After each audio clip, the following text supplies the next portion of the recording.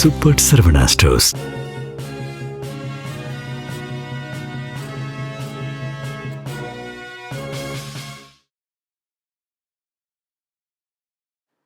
வணக்கம். ஜம் செய்திகளுக்காக தமிழ் மொழி. இந்திய நேரப்படி மதியம் 1:30 மணி செய்திகள். முதலில் ஜம் தலைப்புச் செய்திகளை காணலாம். இயற்கை வேளாண்மையில் விளைவிக்கும் பொருட்களுக்கு உலக சந்தையில் நல்ல வரவேற்பு உள்ளதாக பிரதமர் மோடி பேச்சு. இயற்கை வேளாண்மை செய்வதற்கான வசதிகளை அரசு செய்து கொடுக்கும் என்று உறுதியளிப்பு. மத்திய தொழில் காப்பு படையின் 57வது நிறுவன நாள் கொண்டாட்டம். படை வீரரின் அணிவகுப்பு மரியாதையை ஏற்றுக்கொண்டார் மத்திய உள்துறை அமைச்சர் அமித்ஷா. சாண எரிவாயு தயாரிப்பு மாசில்லா ஆற்றல் மூலமாக உள்ளதாக மத்திய அமைச்சர் நிதின் கட்கரி பேச்சு. சாண எரிவாயு தயாரிப்பால் ஊர்ப்புற மக்களின் பொருளாதாரம் மேம்படும் என்றும் சுட்டிக்காட்டல். தமிழ்நாட்டில் மாநிலங்களவை தேர்தலில் திமுக, அதிமுக கூட்டணி வேட்பாளர்களின் வேட்புமனுக்கள் ஏற்பு. போட்டியின்றி வெற்றி பெற்றதாக மார்ச் 9ஆம் நாள் முறைப்படி அறிவிக்கப்படும் என தகவல். ஈரான் மீதும் லெபனான் மீதும் குண்டுகள் வீசி தாக்குதல் நடத்தியுள்ளதாக இஸ்ரேல் அறிவிப்பு. இஸ்ரேல் தலைநகர் டெல் அவீவ் நகரின் மீது ஏவுகணைகளை ஏவி ஈரான் பதிலடி. இனி விரிவான செய்திகளை காணலாம். வேதி உரங்கள் பயன்படுத்தாமல் இயற்கை வேளாண்மையில் விளைவிக்கும் பொருட்களுக்கு உலக சந்தையில் நல்ல வரவேற்பு உள்ளதாக பிரதமர் நரேந்திர மோடி தெரிவித்துள்ளார். மத்திய பட்ஜெட்டில் வேளாண் துறைக்கான ஒதுக்கீடு குறித்த காணொலி கருத்தரங்கில் பிரதமர் நரேந்திர மோடி பேசினார். அப்போது கால்நடைகளை கால்நோய், வால்நோயில் இருந்து காப்பதற்கு தேசிய கோகுல திட்டத்தின் மூலம் 125 கோடி தடுப்பூசிகள் போடப்பட்டுள்ளதாக தெரிவித்தார். கால்நடை வளர்ப்பில் ஈடுபட்டு வரும் விவசாயிகளும் உழவர் கடன் அட்டைகள் மூலம் பயனடைவதாக தெரிவித்தார். கால்நடை வளர்ப்பில் தனியார் முதலீட்டை ஈர்க்கும் வகையில் கால்நடை வளர்ப்பு உட்கட்டமைப்பு வளர்ச்சி நிதியத்தை உருவாக்கியுள்ளதாக குறிப்பிட்டார். கோவர்த்தன திட்டத்தில் சாண எரிவாயு தயாரிப்பதன் மூலம் ஊர்களை தூய்மையாக வைத்துக் கொள்ள முடியும் என்றும், பாலை போலவே மாட்டு சாணத்தை விற்றும் வருமானம் ஈட்ட முடியும் என்றும் தெரிவித்தார். பல்வகை பயிர்கள் பயிரிடுவதில் கவனம் செலுத்துவதாகவும், எண்ணெய் வித்துக்கள், பயிறு வகைகள் விளைச்சலுக்கான தேசிய திட்டம் தொடங்கப்பட்டுள்ளதாகவும், இயற்கை வேளாண்மையில் கவனம் செலுத்தி வருவதாகவும் தெரிவித்தார். வேதி உரங்கள் பயன்படுத்தாமல் இயற்கை வேளாண்மையில் விளைவிக்கும் பொருட்களுக்கு உலக சந்தையில் நல்ல வரவேற்பு உள்ளதாக பிரதமர் நரேந்திர மோடி தெரிவித்துள்ளார். இதற்காக சான்று வழங்குதல், ஆய்வகம் உள்ளிட்ட அனைத்து வசதிகளையும் அரசு செய்து கொடுக்கும் என்றும் அவர் குறிப்பிட்டார். தென்னை, முந்திரி, கோகோ, சந்தனம் ஆகியவற்றின் விளைச்சலை அதிகரிக்க பட்ஜெட்டில் திட்டங்கள் தீட்டப்பட்டுள்ளதாகவும், இதனால் கேரளம், கர்நாடகம், தமிழ்நாடு ஆகிய மாநிலங்கள் பயனடையும் என்றும் பிரதமர் நரேந்திர மோடி குறிப்பிட்டார். மத்திய தொழில் காப்பு படையின் 57வது நிறுவன நாள் கொண்டாட்டத்தில் மத்திய உள்துறை அமைச்சர் அமித்ஷா கலந்து கொண்டு படை வீரர்களின் அணிவகுப்பு மரியாதையை ஏற்றுக்கொண்டார். துறைமுகங்கள், வானூர்தி நிலையங்கள், பொதுத்துறை நிறுவனங்கள் ஆகியவற்றை காக்கும் பொருட்டு 1969ஆம் ஆண்டு மார்ச் 10ஆம் நாள் மத்திய தொழில் காப்புப்படை உருவாக்கப்பட்டது. அதன் 57ஆம் நிறுவன நாள் விழா ஒடிசா மாநிலம் கட்டாக்கில் முத்தலி என்னும் இடத்தில் நடைபெற்றது. இந்த விழாவுக்கு சென்ற மத்திய உள்துறை அமைச்சர் அமித்ஷாவை முதலமைச்சர் மோகன் சரண் மாஜி பூங்கொடுத்து கொடுத்து வரவேற்றார். கட்டாக்கில் உள்ள காரவேலர் மண்டல பயிற்சி மையத்தில் நடைபெற்ற விழாவில் மத்திய உள்துறை அமைச்சர் அமித்ஷா கலந்து கொண்டார். அப்போது திறந்த ஜீப்பில் சென்ற அவர் மத்திய தொழில் காப்பு படையினரின் அணிவகுப்பு மரியாதையை ஏற்றுக்கொண்டார். சாண எரிவாயு தயாரிப்பின் மூலம் மாசில்லா ஆற்றலை உருவாக்குவதுடன் ஊர்ப்புற மக்களின் பொருளாதாரம் மேம்படும் என்று மத்திய அமைச்சர் நிதின் கட்கரி தெரிவித்துள்ளார். மகாராஷ்டிர மாநிலம் புனேயில் அழுத்தப்பட்ட உயிரி எரிவாயு மாநாட்டை மத்திய சாலை போக்குவரத்து நெடுஞ்சாலைத்துறை அமைச்சர் நிதின் கட்கரி திறந்து வைத்தார். அப்போது பேசிய அவர், சாண எரிவாயு தயாரிப்பு மாசில்லா ஆற்றல் மூலமாக திகழ்வதுடன் ஊர்ப்புற மக்களின் பொருளாதாரத்தை மேம்படுத்தும் என்று குறிப்பிட்டார். நீடித்த தற்சார்புள்ள சாண எரிவாயு தயாரிக்கும் சூழலை உருவாக்க புத்தாக்கம், முதலீடு கொள்கை வழியான உதவி ஆகியவற்றை செய்வதற்கு மத்திய அரசு கடமைப்பட்டுள்ளதாகவும் நிதின் கட்கரி கூறினார். சாண எரிவாயுக்கான இந்த மாநாடு சிக்கனமான அழுத்தப்பட்ட உயிரி எரிவாயு தயாரிப்பு சூழலை உருவாக்கும் முயற்சியை நோக்கமாக கொண்டது என்றும் நிதின் கட்கரி கூறினார். ஈரான் மீதும் லெபனான் மீதும் குண்டுகள் வீசி தாக்குதல் நடத்தியுள்ளதாக இஸ்ரேல் அறிவித்துள்ளது. அதே நேரத்தில் இஸ்ரேல் தலைநகர் டெல் அவீவ் நகரின் மீது ஏவுகணைகளை ஏவி ஈரான் பதிலடி கொடுத்துள்ளது. வளைகுடா மற்றும் அரபு நாடுகளின் 7வது நாளாக போர் நீடிக்கின்றது. லெபனான் தலைநகர் பெய்ரூட்டில் பெருமளவில் தாக்குதல் நடத்தியுள்ளதாக இஸ்ரேல் அறிவித்துள்ளது. அதேபோல் ஈரான் தலைநகர் டெஹ்ரான் மீது இஸ்ரேலிய போர் விமானங்கள் குண்டுமழை பொழிந்துள்ளதாக இஸ்ரேல் பாதுகாப்புத்துறை அறிவித்துள்ளது. இதற்கு பதிலடியாக இஸ்ரேல் தலைநகர் டெல் அவீவ் மீது ஈரான் ஏவுகணை தாக்குதல் நடத்தியுள்ளது. இதனிடையே ஈரானுக்கு படைகளை அனுப்புவது குறித்து தான் பரிசீலிக்கவில்லை என்று அமெரிக்க அதிபர் டொனால்ட் ட்ரம்ப் தெரிவித்துள்ளார். பழனியில் புதிதாக கட்டப்பட்ட அரசு மாவட்ட தலைமை மருத்துவமனையை அமைச்சர் சக்கரபாணி மக்கள் பயன்பாட்டிற்கு திறந்து வைத்தார். திண்டுக்கல் மாவட்டம் பழனியில் 70 கோடி ரூபாய் மதிப்பீட்டில் புதிதாக கட்டப்பட்ட அரசு மாவட்ட தலைமை மருத்துவமனையை அமைச்சர் சக்கரபாணி மக்கள் பயன்பாட்டிற்கு திறந்து வைத்தார். தொடர்ந்து அவர் மருத்துவமனையில் அமைக்கப்பட்டுள்ள சிறப்பு பிரிவுகள், நவீன தொழில்நுட்ப சிகிச்சை கருவிகள் ஆகியவற்றை பார்வையிட்டார். இதில் நாடாளுமன்ற உறுப்பினர் சச்சிதானந்தம், சட்டமன்ற உறுப்பினர் செந்தில்குமார், மாவட்ட ஆட்சியர் சரவணன் உள்ளிட்ட அரசு அதிகாரிகள், திமுக கட்சி நிர்வாகிகள் ஆகியோர் கலந்து கொண்டனர். செய்யாறு வேதபுரீஸ்வரர் கோவில் அருகில் புதிதாக கட்டப்பட்ட புதிய திருமண மண்டபத்தை நாடாளுமன்ற உறுப்பினரும் சட்டமன்ற உறுப்பினரும் இணைந்து மக்கள் பயன்பாட்டிற்கு திறந்து வைத்தனர். திருவண்ணாமலை மாவட்டம் செய்யாறு திருவத்திபுரம் வேதபுரீஸ்வரர் கோவில் அருகில் 3 கோடியே 27 லட்சம் ரூபாய் மதிப்பீட்டில் புதிய திருமண மண்டபம் கட்டப்பட்டு அதன் திறப்பு விழா நடைபெற்றது. விழாவில் நாடாளுமன்ற உறுப்பினர் தரணிவேந்தன், சட்டமன்ற உறுப்பினர் ஜோதி ஆகியோர் கலந்து கொண்டு குத்துவிளக்கு ஏற்றி திறந்து வைத்து மக்கள் பயன்பாட்டிற்கு கொண்டு வந்தனர். தொடர்ந்து இந்து சமய அறநிலையத்துறை சார்பில் 100க்கும் மேற்பட்ட பொதுமக்களுக்கு அன்னதானம் வழங்கப்பட்டது. இந்நிகழ்வில் நகரமன்ற தலைவர் மோகனவேல், இந்து சமய அறநிலையத்துறை அதிகாரிகள், ஒன்றிய செயலாளர் ஸ்ரீனிவாசன், ஒப்பந்தக்காரர் பழனி என பலர் கலந்து கொண்டனர். கலசப்பாக்கத்தில் அரசு சார்பில் புதிதாக கட்டப்பட்ட கட்டிடங்களை சட்டமன்ற உறுப்பினர் சரவணன் குத்துவிளக்கு ஏற்றி திறந்து வைத்து பொதுமக்கள் பயன்பாட்டிற்கு கொண்டு வந்தார். திருவண்ணாமலை மாவட்டம் கலசப்பாக்கத்தில் உள்ள பழங்கோவில், பில்லூர், மேலாரணி ஆகிய ஊராட்சிகளில் 1 கோடி ரூபாய் மதிப்பீட்டில் ஊராட்சி மன்ற அலுவலக கட்டிடம், அங்கன்வாடி மைய கட்டிடம், நியாய விலை கட்டிடம் உள்ளிட்ட கட்டிடங்கள் புதிதாக கட்டப்பட்டு அதன் திறப்பு விழா நடைபெற்றது. விழாவில் சட்டமன்ற உறுப்பினர் சரவணன் கலந்து கொண்டு குத்துவிளக்கு ஏற்றி திறந்து வைத்து பொதுமக்கள் பயன்பாட்டிற்கு கொண்டு வந்தார். இந்நிகழ்வில் ஒன்றிய செயலாளர்கள் சுப்பிரமணியம், சிவக்குமார், முன்னாள் ஒன்றிய குழு தலைவர் அன்பரசி, ஒன்றிய அவைத்தலைவர் ராமமூர்த்தி ஆகியோர் கலந்து கொண்டனர்.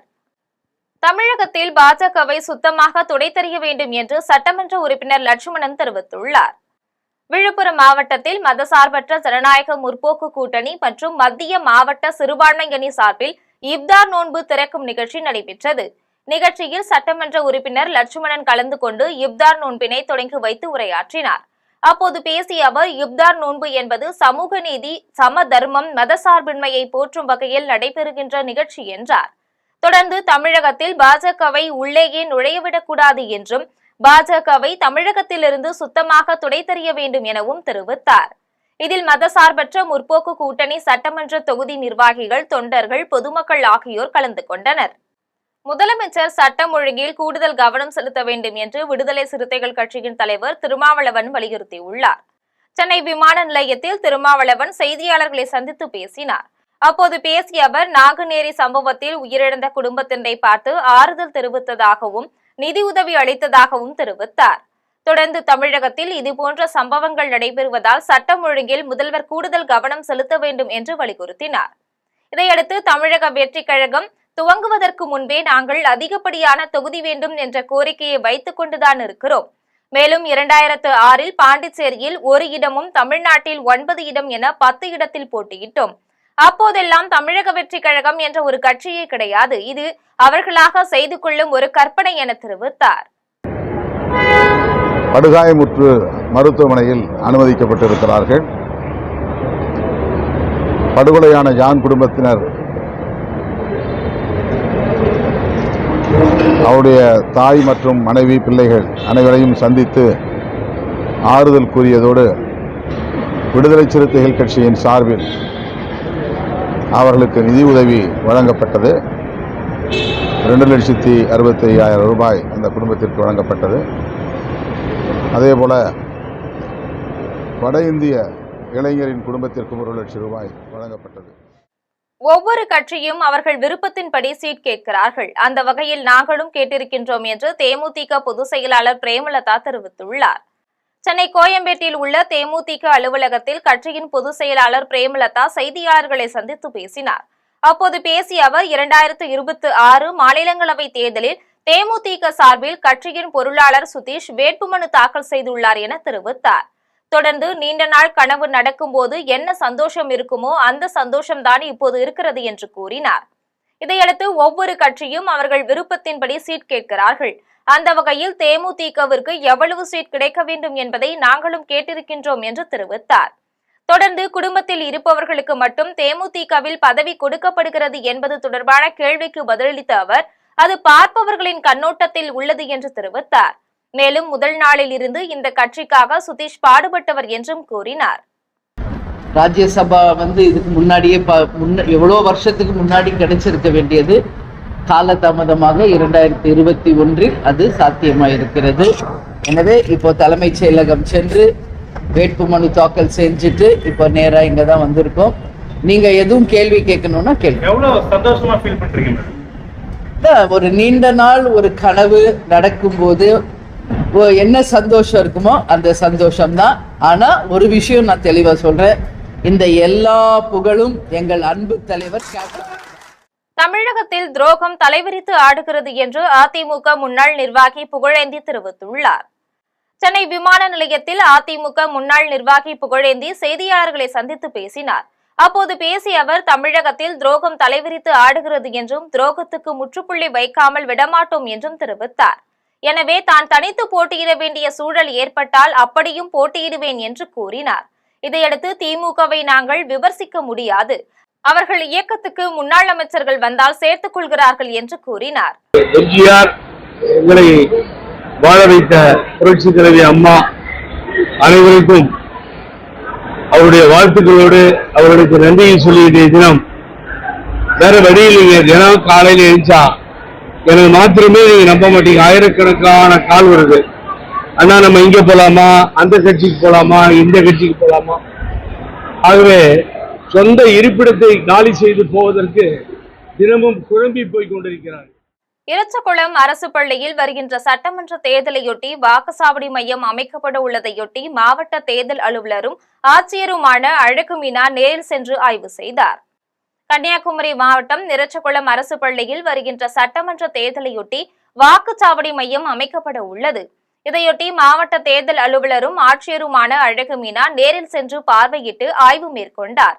அப்போது அவர் வாக்குச்சாவடி மையத்தில் குடிநீர் வசதிகள், மின்சார வசதிகள், மாற்றுத்திறனாளி வாக்காளர்கள் வாக்களிக்க ஏதுவாக சாய்வு தளம், வாகன நிறுத்துமிடம் உள்ளிட்ட அடிப்படை வசதிகள் குறித்து அதிகாரிகளிடம் ஆலோசனை நடத்தினார். தொடர்ந்து வாக்குச்சாவடி மையங்களின் கட்டிடங்கள் பழுதாக இருந்தால் அதை உடனடியாக சரி செய்ய வேண்டும் என துறை சார்ந்த அலுவலர்களுக்கு அறிவுறுத்தினார்.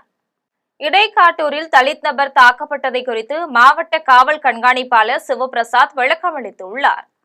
சிவகங்கை மாவட்டம் மானாமதுரை அருகே இடைக்காட்டூரில் உள்ள மேலத்தெருவில் பட்டியலினத்தை சேர்ந்த நபர் தாக்கப்பட்டதை குறித்து மாவட்ட காவல் கண்காணிப்பாளர் சிவபிரசாத் செய்தியாளர்களை சந்தித்து பேசினார். அப்போது பேசிய அவர், கடந்த மார்ச் 3ஆம் தேதி செட்டிக்குளத்தை சேர்ந்த பாண்டியராஜுக்கும் புதுக்குளத்தை சேர்ந்த மகேஷுக்கும் இடையே வாக்குவாதம் ஏற்பட்டது. அப்போது அங்கு இருந்த ராசு என்ற நபர் இருவரையும் கண்டித்துள்ளார்.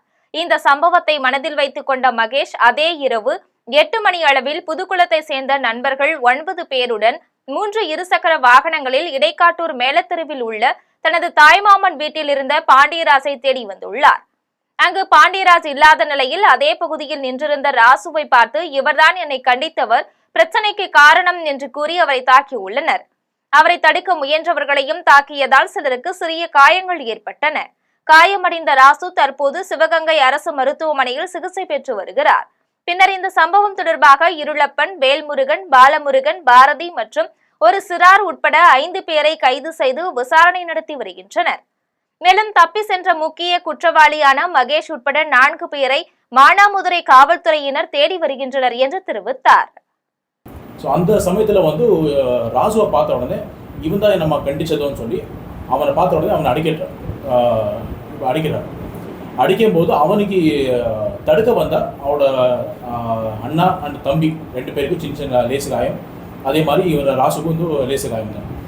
ஸோ இந்த காயம் ஏற்படுத்திட்டு அதுக்கப்புறம் அங்கேயே இந்த தப்பி ஓடின இந்த 9 பேர் கும்பல் அடுத்து பாண்டியராஜை தேடி அவனோட சொந்த ஊரான செட்டிக்குளம் போகிறார்.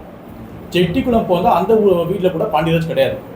ஸோ வீடு போய் அங்கே இருந்த கொஞ்சம் பொருளெல்லாம் சேதப்படுத்திட்டு அங்கேருந்து திருப்பி தப்பி ஓடுறாரு.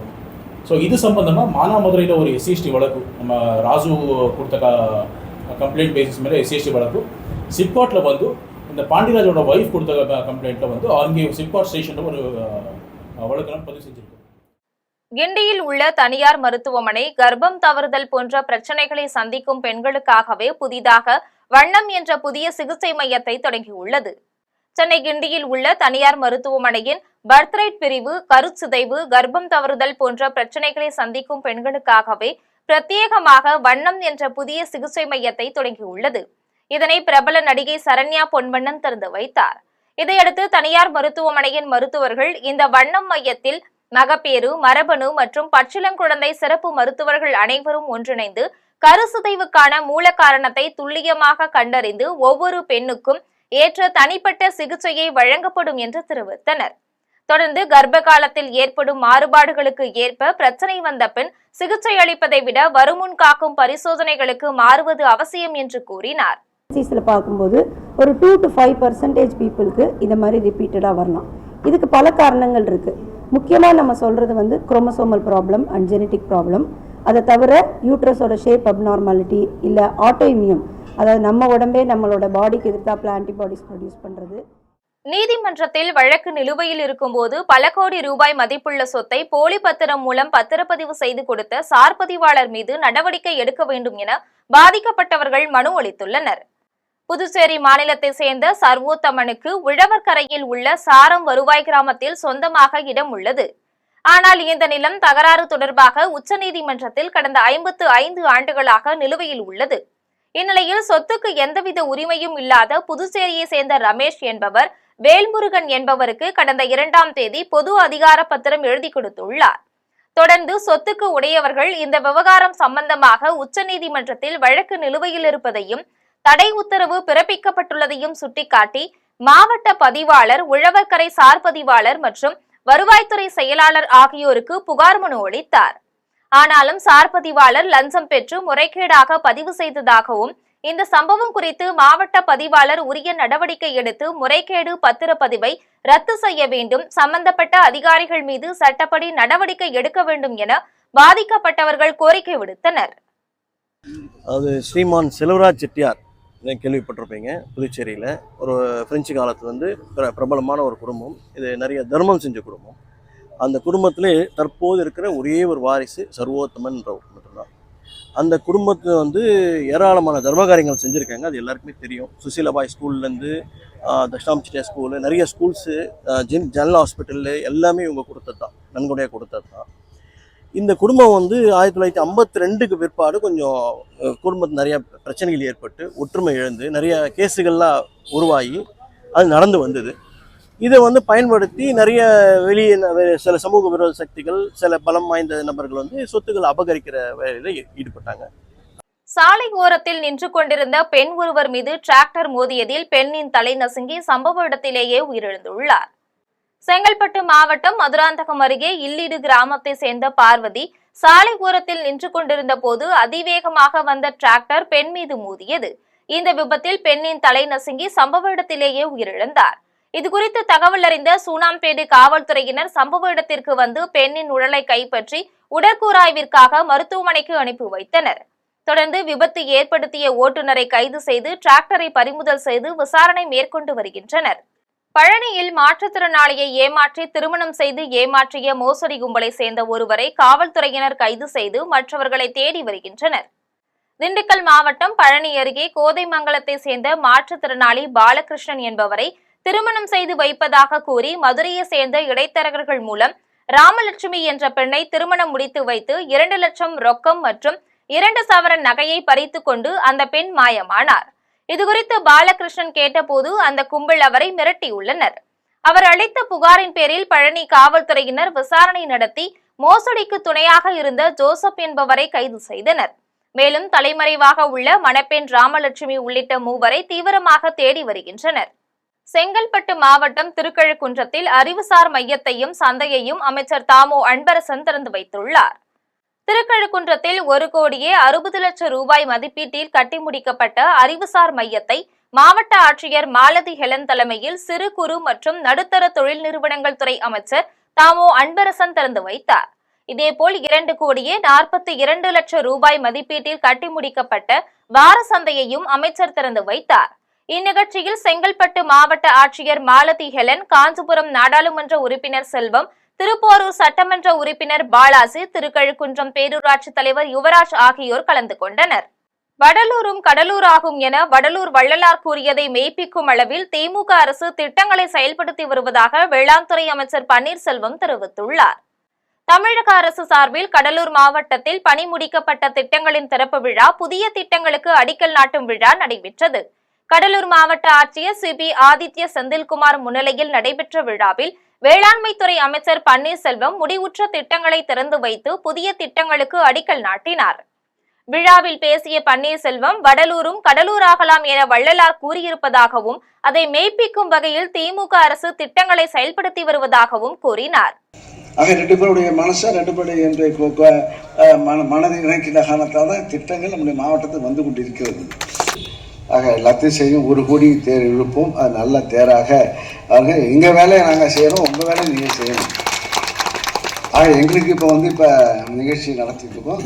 ஆக ஒரு திட்டத்தையும் கொண்டு வரோம். ஆக நல்லவர்கள் ஆள வேண்டும், நல்லவர்கள் ஆட்சி வர வேண்டும். நாங்கள் இப்போ வந்ததுனால இப்போ தாய்மாரெலாம் இப்போ ஒரு காலத்தை இப்போ ஓட்டு கேட்க போகும்போது பட்டப்பாட போன வருஷம் நாங்கள் பட்டப்பாடலாம். புதுச்சேரி புதிய பேருந்து நிலையத்தில் 6.5 பவுன் தாலிச்சங்கிலியை பறித்த 2 பெண்களை 1 மணி நேரத்தில் காவல்துறையினர் கைது செய்துள்ளனர். விழுப்புரம் மாவட்டம் ஐயூர் அகரத்தை சேர்ந்த சித்ரா மயிலாடுதுறையில் சமூக நலத்துறை மேற்பார்வையாளராக பணியாற்றி வருகிறார். இவர் புதுச்சேரி பேருந்து நிலையத்தில் கழிவறைக்கு சென்றபோது பின்தொடர்ந்த 2 பெண்கள் 6.5 பவுன் தாலிச்சங்கிலியை பறித்ததோடு அவரை கீழே தள்ளிவிட்டு தனியார் பேருந்தில் ஏறி தப்பிச் சென்றனர். சித்ரா உடனே அங்குள்ள புறக்காவல் நிலையத்தில் புகார் அளித்தார். உருளையன்பேட்டை காவல்துறையினர் அங்கு விரைந்து சிசிடிவி காட்சிகளை பார்வையிட்டு நகைப்பறிப்பில் ஈடுபட்ட பெண்கள் யார் என்பதை அடையாளம் கண்டனர். அவர்கள் சென்ற பேருந்து நடத்துனரின் செல்போனுக்கு உடனே தொடர்பு கொண்டு பேருந்தை கிருமாம்பாக்கம் காவல் நிலையம் எதிரே நிறுத்துமாறு கூறினர். மேலும் இதுபற்றி கிருமாம்பாக்கம் காவல் நிலையத்துக்கும் தகவல் தெரிவித்தனர். அவர்கள் சொன்னது போல் கிருமாம்பாக்கம் காவல் நிலையத்தின் முன் பேருந்து நிறுத்தப்பட்டது. இதனிடையே அங்கு விரைந்த உருளையன்பேட்டை ஆய்வாளர் கார்த்திகேயன் தலைமையிலான காவல்துறையினர் பேருந்தில் இருந்த 2 பெண்களையும் பிடித்து உருளையன்பேட்டை காவல் நிலையம் அழைத்து வந்து அதிரடியாக விசாரித்தனர். விசாரணையில் அவர்கள் கடலூர் மாவட்டத்தை சேர்ந்த நித்யா, திருச்செந்தூரை சேர்ந்த அபிநயா என்பதும், இருவரும் மாசிமக திருவிழாவுக்கு சென்றுவிட்டு திரும்பும்போது நகைகளை பறித்ததும் தெரியவந்தது. அவர்களிடம் இருந்த நகையை பறிமுதல் செய்த காவல்துறையினர் இருவரையும் நீதிமன்றத்தில் நிறுத்தி காலாப்பட்டு சிறையில் அடைத்தனர். சங்கிலி பறிப்பு திருடிகளை 1 மணி நேரத்தில் சிறப்பாக செயல்பட்டு பிடித்த உருளையன்பேட்டை காவல்துறையினரை சட்டம் ஒழுங்கு மூத்த காவல் கண்காணிப்பாளர் கலைவாணன் பாராட்டினார். 5:45 p.m. in the evening, one incident was reported in the new bus stand, Orlianpet, near the police outpost of Orlianpet. The incident was an old lady around 55 years. She was going to washroom in the bus stand, wherein she was intercepted by 2 young ladies and her gold chain, one the Mangal Sutra and one more gold chain with a pendant was snatched by them, and the suspects ran away with the gold chains. Chennai மாதவரத்தில் தலைக்கவசம் அணியாமல் செல்போனில் பேசியபடி இருசக்கர வாகனத்தில் வந்த வழக்கறிஞருக்கு போக்குவரத்து காவலர் அபராதம் விதித்துள்ளார். சென்னை மாதவரம் நஞ்சம்பாக்கத்தில் போக்குவரத்து காவலர்கள் பாதுகாப்பு பணியில் ஈடுபட்டிருந்தனர். அப்பொழுது அவ்வழியாக தலைக்கவசம் அணியாமல் இருசக்கர வாகனத்தில் செல்போன் பேசியபடி 2 வழக்கறிஞர்கள் வந்துள்ளனர். வழக்கறிஞரின் வாகனத்தை போக்குவரத்து காவல் உதவி ஆய்வாளர் சுந்தரராசன் தடுத்து நிறுத்தியுள்ளார். அப்போது வழக்கறிஞர் சந்தோஷும் அவர் நண்பரும் வாக்குவாதத்தில் ஈடுபட்டனர். இதனால் ஆத்திரமடைந்த வழக்கறிஞர்கள் மாதவரம் பால் பண்ணை காவல் நிலையத்தில் போக்குவரத்து காவலர் மீது புகார் அளித்தனர். அதேபோல் இருசக்கர வாகனத்தில் தலைக்கவசம் அணியாமல் செல்பேசியில் பேசியபடி வந்ததாக வழக்கறிஞர்கள் மீதும் வழக்கு பதிவு செய்யப்பட்டுள்ளது. சென்னை எண்ணூரில் 5 வயது சிறுமியை கோவில் கருவறைக்குள் அழைத்து சென்று பாலியல் வன்புணர்வு செய்த பூசாரிக்கு 10 ஆண்டுகள் கடுங்காவல் சிறை தண்டனை விதித்து திருவள்ளூர் போக்சோ நீதிமன்றம் தீர்ப்பளித்துள்ளது. சென்னை எண்ணூரை சேர்ந்த 5 வயது பள்ளி சிறுமி 2025ஆம் ஆண்டு ஜனவரி மாதம் ஞாயிறு விடுமுறை நாளில் அப்பகுதியில் உள்ள பாலசுப்பிரமணியன் முருகன் கோவில் அருகே வெளியே விளையாடிக் கொண்டிருந்தார். அப்போது கோவில் பூசாரி ராஜன் ஆள் நடமாட்டம் இல்லாத நேரத்தில் சிறுமியை கோவில் கருவறைக்குள் அழைத்து சென்று பாலியல் வன்புணர்வு செய்துள்ளார். இதுகுறித்து சிறுமி பெற்றோரிடம் தெரிவித்ததால் பெற்றோர்கள் காவல் நிலையத்தில் பூசாரி மீது புகார் அளித்துள்ளனர். அந்த புகாரின் பேரில் காவல்துறையினர் வழக்கு பதிந்து பூசாரி ராஜனை கைது செய்து திருவள்ளூர் நீதிமன்றத்தில் நிறுத்தி புழல் சிறையில் அடைத்தனர். இந்த வழக்கு திருவள்ளூர் மாவட்ட போக்சோ நீதிமன்றத்தில் கடந்த ஓராண்டாக நடைபெற்று வந்தது. இந்த வழக்கில் தீர்ப்பளித்த நீதிபதி உமா மகேஸ்வரி குற்றவாளி பூசாரி ராஜனுக்கு 10 ஆண்டுகள் கடுங்காவல் சிறை தண்டனையும் 10,000 ரூபாய் அபராதமும் விதித்தார். பாதிக்கப்பட்ட சிறுமிக்கு அரசு சார்பில் 2 லட்சம் ரூபாய் இழப்பீடு வழங்க உத்தரவிட்டார். கோவை மாவட்டம் நரசிம்ம நாயக்கன்பாளையம் அருகே உள்ள தெற்கு பாளையத்தில் குடியிருப்பு பகுதியில் புகுந்த காட்டு யானையை நாய்கள் துரத்தி சென்றதும் இளைஞர்கள் பின்தொடர்ந்து சென்றதும் அதிர்ச்சியை ஏற்படுத்தியுள்ளது. உணவு மற்றும் தண்ணீர் தேடி காட்டிலிருந்து வெளியேறிய காட்டு யானை குடியிருப்பு பகுதிக்குள் நுழைந்தது. இதை கண்ட நாய்கள் குறைத்துக் கொண்டு யானையை பின்தொடர்ந்தன. இதனைத் தொடர்ந்து இளைஞர்கள் சிலரும் அபாயத்தை உணராமல் இருசக்கர வாகனங்களிலும் நடந்தும் யானைக்கு மிக அருகில் பின்தொடர்ந்து சென்றனர். இதே பகுதியில் கடந்த சில நாட்களுக்கு முன்பு விவசாய தோட்டத்திற்குள் நுழைய முயன்ற யானையை தடுக்க முயன்ற விவசாயி ஒருவர் யானை தாக்கி உயிரிழந்தார். யானைகள் குடியிருப்பு பகுதிக்குள் வருவதை தடுக்க நடவடிக்கை எடுக்க வேண்டும் என்பதே அப்பகுதி பொதுமக்களின் வேண்டுகோளாக உள்ளது. திருப்பூர் மாவட்டம் தாராபுரம் அருகே கூண்டு வாகனம் கார் மீது மோதியதில் 7 பேர் காயமடைந்துள்ளனர். சுங்காரமடக்கை சேர்ந்த விவசாயி காளிமுத்து, அவர் மனைவி ஜெயலட்சுமி, பக்கத்து வீட்டை சேர்ந்த 4 வயது சிறுவன் ஆகியோர் போர்டு காரில் தாராபுரத்தில் இருந்து பொன்னாகரம் நோக்கி வந்து கொண்டிருந்தனர். அவர்கள் தாராபுரம் பொள்ளாச்சி சாலையில் பொன்னாபுரம் அருகே வந்தபோது கோழிப்பண்ணைக்கு தீவனம் ஏற்றி சென்ற வாகனம் இவர்களின் கார் மீது மோதியது. இதனால் கட்டுப்பாட்டை இழந்த கார் சாலையோரம் சென்று நின்று கொண்டிருந்த கூலி தொழிலாளர்கள் மீது மோதியதுடன் அருகில் இருந்த 2 இருசக்கர வாகனங்களையும் மோதியபடி கவிழ்த்தது. இந்த விபத்தை பார்த்த அக்கம் பக்கத்தினர் விரைந்து வந்து கவிழ்ந்த காரை நேராக நிறுத்தினர். காரில் பலத்த காயமடைந்திருந்த காளிமுத்து, அவரது மனைவி ஜெயலட்சுமி மற்றும் 4 வயது சிறுவன் ஆகிய மூவரையும் தனியார் ஆம்புலன்ஸ் மூலம் கோவையில் உள்ள தனியார் மருத்துவமனைக்கு அனுப்பி வைத்தனர். சாலையோரத்தில் பேருந்துக்காக காத்திருந்த பெதப்பம்பட்டியை சேர்ந்த கருப்புசாமி, பொன்னாபுரத்தை சேர்ந்த சுப்பிரமணி, அவர் மனைவி தெய்வானை, நாராயணபுரத்தை சேர்ந்த மாரிமுத்து ஆகியோர் பலத்த காயமடைந்தனர். இவர்கள் அனைவரும் தனியார் ஆம்புலன்ஸ் மூலம் தாராபுரம் அரசு மருத்துவமனைக்கு கொண்டு செல்லப்பட்டனர். அங்கு முதலுதவி சிகிச்சை அளிக்கப்பட்டு மேல் சிகிச்சைக்காக கோவையில் உள்ள தனியார் மருத்துவமனைக்கு அனுப்பி வைக்கப்பட்டனர். இந்த விபத்து குறித்து தாராபுரம் காவல்துறையினர் வழக்கு பதிந்து விசாரித்து வருகின்றனர். தருமபுரி மாவட்டம் பாலக்கோடு அருகே கள்ளக்காதலை கைவிட மறுத்த மனைவியை கணவனை கத்தியால் குத்தி கொன்றுள்ளார். தருமபுரி மாவட்டம் பாலக்கோடு அடுத்த ஜெல்திமனூரை சேர்ந்த பாக்யராஜ், நிவேதிதா இணையருக்கு திருமணமாகி 12 ஆண்டுகள் ஆகின்றன. இவர்களுக்கு 9 வயதிலும் 7 வயதிலும் 2 ஆண் பிள்ளைகள் உள்ளனர். நிவேதிதாவுக்கு அப்பகுதியில் உள்ள வேறு ஒரு இளைஞருடன் கள்ளத்தொடர்பு ஏற்பட்டுள்ளது. இதனை அறிந்த பாக்யராஜ் நிவேதிதாவை பலமுறை கண்டித்துள்ளார். ஆனால் தொடர்ந்து நிவேதிதா கள்ளக்காதலுடன் பழகி வந்துள்ளார். இந்நிலையில் இரவில் கணவன் மனைவிக்கிடையே தகராறு ஏற்பட்டுள்ளது. தகராறு முற்றிய நிலையில் சினமடைந்த பாக்யராஜ் கத்தியால் நிவேதிதாவின் தொண்டையில் குத்தி உள்ளார். இதில் நிவேதிதா துடிதுடித்து உயிரிழந்தார். நிவேதிதா இறந்ததை அறிந்த பாக்யராஜ் தலைமறைவானார். தகவல் அறிந்த பஞ்சப்பள்ளி காவல்துறையினர் நிவேதிதாவின் உடலை மீட்டு கூராய்வுக்காக தருமபுரி அரசு மருத்துவமனைக்கு அனுப்பி வைத்தனர். இதுகுறித்து வழக்கு பதிந்த காவல்துறையினர் பாக்யராஜை கைது செய்து விசாரித்து வருகின்றனர். மயிலாடுதுறை மாவட்டம் வடகரையில் உள்ள பள்ளிவாசலில் கடந்த 100 ஆண்டுகளுக்கு மேலாக ரமலான் மாதத்தின் 15வது நாளில் இஸ்லாமியர்களுக்கு நோன்பு கஞ்சி வழங்கி வரும் இந்து விவசாய குடும்பத்தினரை பள்ளிவாசல் ஜமாத்தார்கள் சிறப்பித்துள்ளனர். மயிலாடுதுறை மாவட்டம் தரங்கம்பாடி வட்டம் வடகரையில் உள்ள பள்ளிவாசலில் தொழுகை நடத்தும் இஸ்லாமியர்களுக்காக 4 தலைமுறைகளாக குளிச்சார் ஊரை சேர்ந்த விவசாயி நாகராஜனின் குடும்பத்தினர் ஆண்டுதோறும் ரமலான் நோன்பு பறையின் 15ஆம் நாள் நோன்பு கஞ்சி ஊற்றி வருகின்றனர். நாகராஜனின் முன்னோர் கோவிந்தசாமி பிள்ளையால் நூற்றாண்டுகளுக்கு முன் தொடங்கிய பணியை நாகராஜனின் தாத்தா ரத்தினம், தந்தை சேதுராமலிங்கம் ஆகியோர் தொடர்ந்து செய்தனர். இப்போது 4ஆம் தலைமுறையாக நாகராஜன் இந்த பணியை செய்து வருகிறார். இந்த மத நல்லிணக்க சேவையை பாராட்டும் வகையில் வடகரை பள்ளிவாசல் ஜமாத்தார்கள் நாகராஜன் குடும்பத்தினை பள்ளிவாசலுக்கு அழைத்து சால்வை அணிவித்து சிறப்பித்தனர். இந்த 100 ஆண்டு காலமாக கோவிந்தசாமி பிள்ளை அவர்களுடைய குடும்பத்தினர்கள் 4 தலைமுறை காலமாக பிறை 15 ரமலான் மாதம் பிறை 15 நோன்பு கஞ்சி வழங்கி வருகின்றனர். இந்த செயலானது இந்து இஸ்லாமியர்களுக்கு மத நல்லிணக்கத்திற்கு ஒரு எடுத்துக்காட்டாக விளங்கி வருகிறது.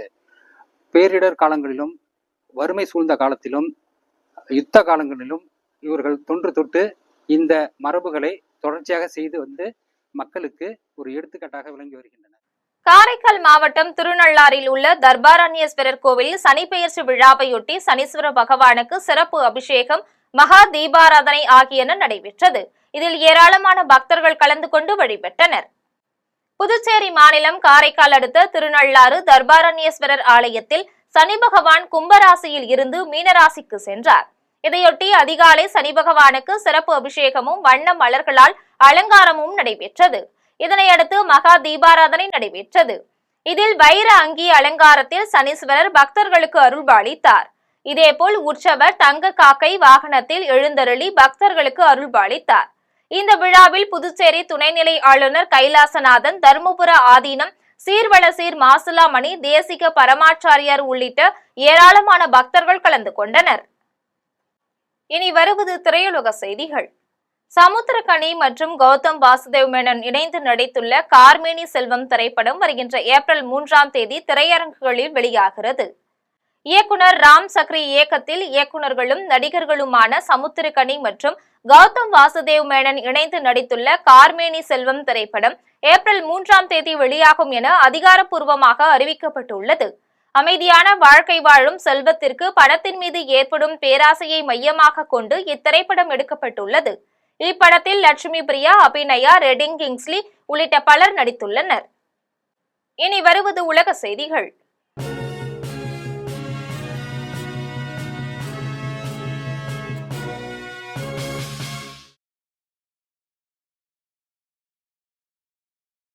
காங்கோவில் உள்ள கோல்டன் தாது சுரங்கம் சரிந்து விழுந்த விபத்தில் 200க்கும் மேற்பட்ட தொழிலாளர்கள் உயிரிழந்துள்ள சம்பவம் பெரும் பரபரப்பை ஏற்படுத்தியுள்ளது. மத்திய ஆப்பிரிக்க நாடான காங்கோவில் செயல்பட்டு வரும் கோல்டன் தாது சுரங்கத்தில் 1000த்திற்கும் மேற்பட்ட தொழிலாளர்கள் பணியில் ஈடுபட்டனர். இந்நிலையில் எதிர்பாராத விதமாக திடீரென சுரங்கம் சரிந்து விழுந்ததில் தொழிலாளர்கள் மண்ணோடு மண்ணாக புதைந்தனர். இவ்விபத்தில் 5 பேர் மட்டுமே பலியானதாக கிளர்ச்சி குழுவின் அதிகாரி பெனிகாஷ் கூறிய நிலையில், மீட்பு பணியில் ஈடுபட்ட தொழிலாளி இப்ராஹிம் கூறுகையில், நாங்கள் 200க்கும் மேற்பட்ட உடல்களை மீட்டுள்ளோம் எனவும் பலி எண்ணிக்கையை வெளியே சொல்லக்கூடாது என சுரங்க உரிமையாளர்கள் மிரட்டுவதாகவும் அவர் தெரிவித்துள்ளார். இதுகுறித்து போலீசார் வழக்கு பதிவு செய்து விசாரித்து வருகின்றனர். கடந்த மாதம் ஏற்பட்ட விபத்தில் 200 பேர் பலியான நிலையில் தற்போது மீண்டும் ஒரு பெரிய விபத்து ஏற்பட்டுள்ளது காங்கோ மக்களிடையே பெரும் சோகத்தை ஏற்படுத்தியுள்ளது. சட்டவிரோத குடியேற்றத்தை தடுக்க ஆப்கானிஸ்தான் உள்ளிட்ட 4 நாடுகளுக்கு எதிராக இங்கிலாந்து அரசு அதிரடி நடவடிக்கை எடுத்துள்ளது. இங்கிலாந்தில் சட்டவிரோத குடியேற்றத்தை தடுக்க பிரதமர் கெய்ர் ஸ்டார்மர் தலைமையிலான அரசு அதிரடி நடவடிக்கைகளை எடுத்து வருகிறது.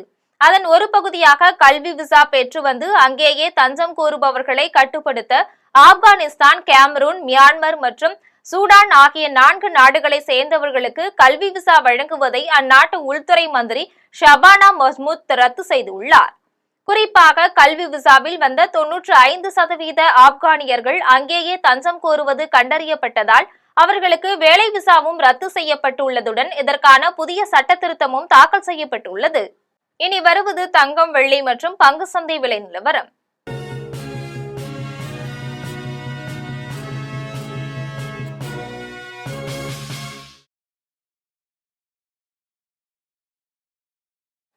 சென்னையில் ஆபரண தங்கம் இன்று ஒரு சவரன் 1,19,680 ரூபாய்க்கு விற்பனை செய்யப்படுகின்றது. சென்னையில் இன்று ஆபரண தங்கத்தின் விலை கிராமுக்கு 160 ரூபாய் குறைந்து 14,960 ரூபாய்க்கு விற்பனை செய்யப்படுகிறது. மேலும் ஒரு சவரன் 1,280 ரூபாய் குறைந்து 1,19,680 ரூபாய்க்கு விற்பனை செய்யப்படுகின்றது. 24 கேரட் தூய தங்கம் ஒரு சவரன் 1,30,560 ரூபாய்க்கு விற்பனை செய்யப்படுகின்றது. மேலும் 1 கிராம் வெள்ளி 290 ரூபாய்க்கும் 1 கிலோ வெள்ளி 2,90,000 ரூபாய்க்கும் விற்பனை செய்யப்படுகின்றது. இந்திய பங்கு சந்தைகளில் வணிகம் இன்று சரிவுடன் காணப்படுகின்றது. மும்பை பங்கு சந்தை பங்கு விலை குறியீட்டு எண் சென்செக்ஸ் 571 புள்ளிகள் குறைந்து 79,444 புள்ளிகளில் வணிகமாகிறது. தேசிய பங்கு சந்தை பங்கு விலை குறியீட்டு எண் நிப்டி 165 புள்ளிகள் குறைந்து 24,601 புள்ளிகளில் வணிகமாகிறது. மீண்டும் ஜம் தலைப்புச் செய்திகள். இயற்கை வேளாண்மையில் விளைவிக்கும் பொருட்களுக்கு உலக சந்தையில் நல்ல வரவேற்பு உள்ளதாக பிரதமர் மோடி பேச்சு. இயற்கை வேளாண்மை செய்வதற்கான வசதிகளை அரசு செய்து கொடுக்கும் என்று உறுதியளிப்பு. மத்திய தொழில் காப்பு படையின் 57வது நிறுவன நாள் கொண்டாட்டம். படை வீரரின் அணிவகுப்பு மரியாதையை ஏற்றுக்கொண்டார் மத்திய உள்துறை அமைச்சர் அமித்ஷா. சாண எரிவாயு தயாரிப்பு மாசில்லா ஆற்றல் மூலமாக உள்ளதாக மத்திய அமைச்சர் நிதின் கட்கரி பேச்சு. சாண எரிவாயு தயாரிப்பால் ஊர்ப்புற மக்களின் பொருளாதாரம் மேம்படும் என்றும் சுட்டிக்காட்டல். தமிழ்நாட்டில் மாநிலங்களவை தேர்தலில் திமுக, அதிமுக கூட்டணி வேட்பாளர்களின் வேட்புமனுக்கள் ஏற்பு. போட்டியின்றி வெற்றி பெற்றதாக மார்ச் 9ஆம் நாள் முறைப்படி அறிவிக்கப்படும் என தகவல். ஈரான் மீதும் லெபனான் மீதும் குண்டுகள் வீசி தாக்குதல் நடத்தியுள்ளதாக இஸ்ரேல் அறிவிப்பு. இஸ்ரேல் தலைநகர் டெல்-அவிவ் நகரின் மீது ஏவுகணைகளை ஏவி ஈரான் பதிலடி. இத்துடன் ஜெம் செய்திகள் நிறைவடைகின்றன. மீண்டும் ஜெம் செய்திகள் மாலை 6 மணிக்கு. உடனுக்குடன் செய்திகளை காண gemlive.tv என்ற இணையதளத்தில் இணைந்திருங்கள். நன்றி, வணக்கம்.